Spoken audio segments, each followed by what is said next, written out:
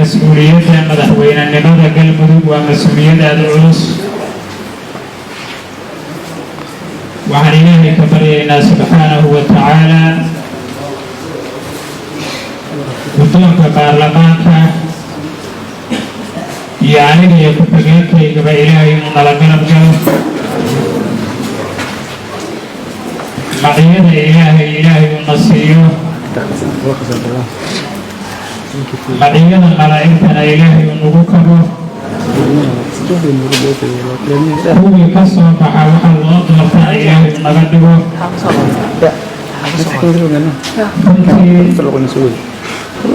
dadku markii maalan la doorto oo dadku mas'uuliyad ay saartaan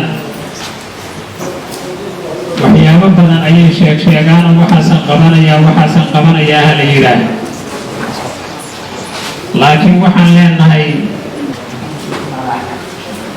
amniga aan haysanay inaan sii adkayno ayaan rajaynaynaa biidnillaahi alkariim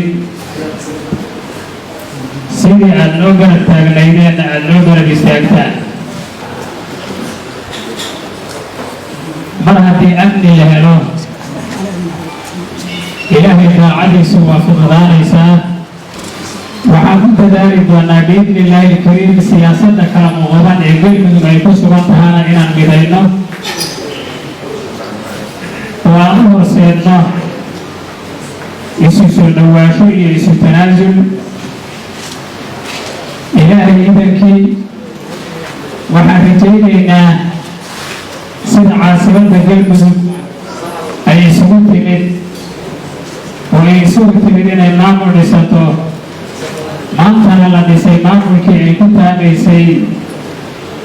mirihii laga guran lahaa in la gurto ayaan ilaahay ka rajaynaynaa biidnillaahi alkariim waxaan kaloo samayn doonaa dib u heshiisiinta dadka reer galmudug iyo Soomaali oo dhan inaan aad iyo aad qorshaheena ku darano waan xooga saarno dadka walaalayntiisa la walaaleeyo maadaama ajar badan uu ku sugan yahay qiimo badan uu leeyahay islaax bayna annaas waxaan aad iyo aad ugu dadaali doonaa isjeclaysiinta dadka walaalaha ah ay isu soo dhawaadaan oo isjeclaadaan iscafiyaan wax wada qabsadaan wada hormaraan ayaan xooga saari doonaa biidnillaahi alkariim waxaan dhammaantiin yacni aad iyo aad iyadoo maanta uu nagala soo qayb galay halkan munaasabadani aad u sharaf yeelatay sheekheennii weynaa macallinkeenii macallin maxamuud sheekh xasan faarax iyo ugaasyada iyo salaadiinta fadhiya ayakana aad iyo aadaan ugu mahad celinayaa majliskeenna ayaa ku sharafoobay ilaahay subxaanahu wa tacaalaa ajar badan haydaysiiya ayaan leenaha dhammaanteenna ilaahay hana wadaajiyo